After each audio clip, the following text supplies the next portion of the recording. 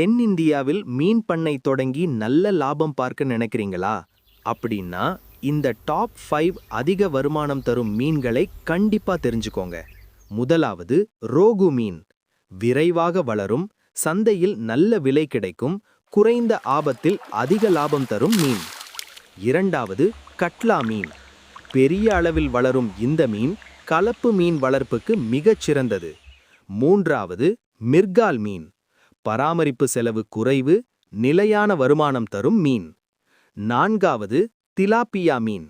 மிக வேகமாக வளரும், நோய் எதிர்ப்பு சக்தி அதிகம் கொண்ட லாபகரமான மீன். ஐந்தாவது விரால் மீன். மருத்துவ மதிப்பு அதிகம், கிலோவுக்கு அதிக விலை கிடைக்கும் மீன். தனி குளத்தில் வளர்த்தால் அதிக லாபம் உறுதி.